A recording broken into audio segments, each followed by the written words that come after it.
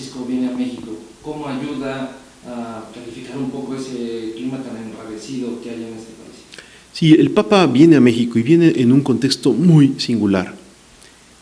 Viene dentro del año de la misericordia, a un país urgido de recibir misericordia porque las heridas que tenemos como sociedad, como pueblo, son hoy muy profundas.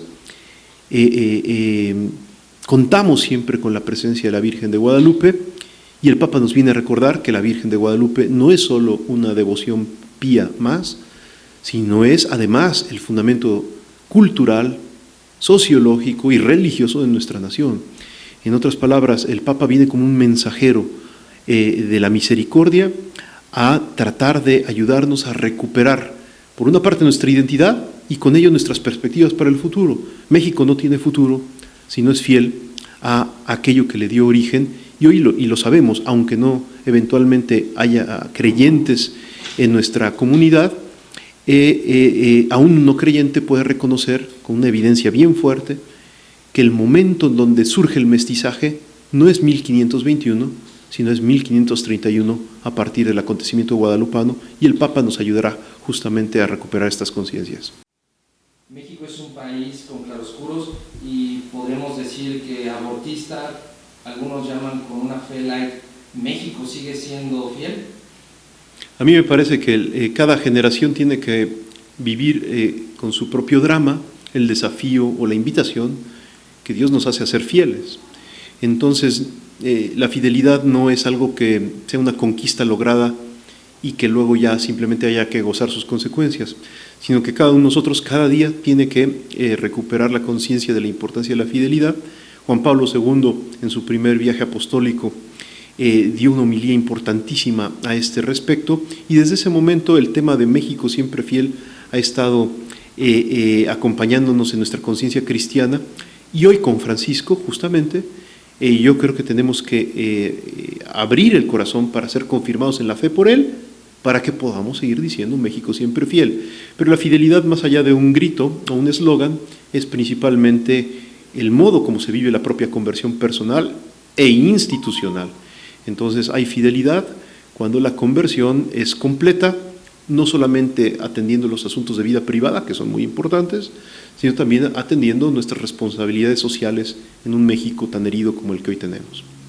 Doctor, ¿cuáles serían los temas, la agenda, las prioridades a tratar en esa visita del Papa Francisco a México? Sí, el Papa viene ante todo como pastor, y desde un enfoque pastoral seguramente nos ayudará a tratar de tener una palabra o la palabra de Dios como criterio para mirar nuestros propios desafíos. Los desafíos pues, son muy evidentes y son parte de la agenda común de las preocupaciones de todos los mexicanos. Primero que nada, el recuperar nuestra conciencia sobre qué somos y hacia dónde vamos. A mí me parece, por eso es muy afortunado que el Papa visite la Ciudad de México y particularmente el Santuario de la Virgen de Guadalupe, en donde seguramente nos ayudará a recuperar la conciencia sobre nuestra dimensión misionera y los desafíos que México tiene en el momento actual. Segundo, el Papa seguramente es consciente, porque así además lo ha expresado, de las importantes violencias que vive México en distintos estados de la República, ya sea con motivo de la lucha contra el narcotráfico, ya sea con motivo de la presencia de crimen organizado, aún relacionado con el narcotráfico o no, en otros espacios y ambientes, el tema de feminicidios en diversos estados de la República.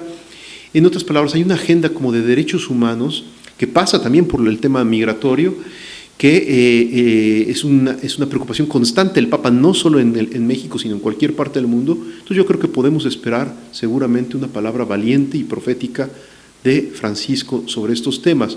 Yo creo que tendremos que estar muy atentos porque normalmente rebasa las expectativas y previsiones que aún los analistas más perspicaces hacen sobre su presencia en un país, tal y como lo hemos visto en Cuba y en Estados Unidos. Doctor, ¿cómo se debe de preparar México y cómo se deben de preparar los católicos ante esta visita del Papa Francisco? Sí, yo creo que los católicos tenemos primero que entender que el Papa es más que una figura estética. Entonces, ojalá todos como Iglesia podamos ayudarnos mutuamente a que no solamente a conmovernos por cierta foto, cierto gesto, porque el Papa, más allá de su simpatía, su look, su apariencia, una foto más o menos emotiva que nos pueda regalar.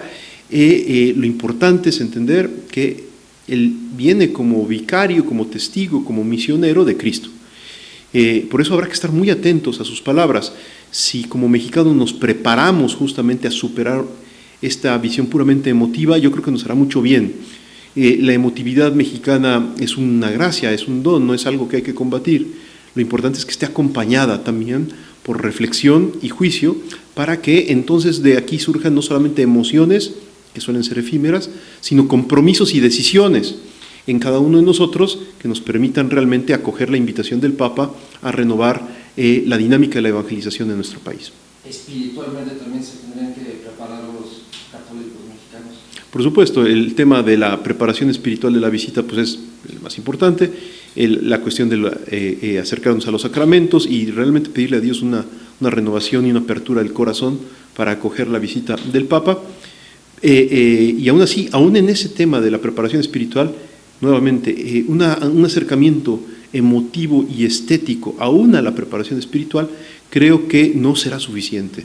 Es necesario que sí tengamos catequesis, que ayude a que nuestra razón acompañe a nuestra emoción al momento de acoger la obra que Dios quiere hacer en nuestras vidas a través de los sacramentos y de la propia presencia del Papa. A mí me parece que el mensaje del Papa en el ámbito social y hasta político seguramente es previsible. ¿Por qué? Porque el Papa no oculta la doctrina social de la Iglesia. Lo que tal vez tenemos como desafío en México es ayudar sobre todo a los ambientes no cristianos a entender que la palabra social y política que eventualmente el Papa nos pueda regalar no pretende sustituir o anular aquello que es propio de los partidos políticos o insinuar una preferencia político-partidista.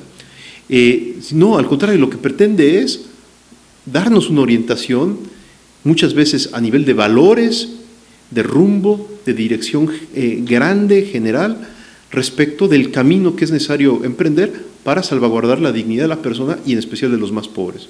Desde ese punto de vista, que es algo además muy querido por el Papa, la opción preferencial por los pobres, a mí me parece que México todavía tiene una agenda muy pendiente y esperemos que nuestras autoridades estén abiertas a acoger también la voz profética de Francisco cuando toque eventualmente los desafíos sobre la pobreza y la inequidad tan dolorosa que existe en nuestro país.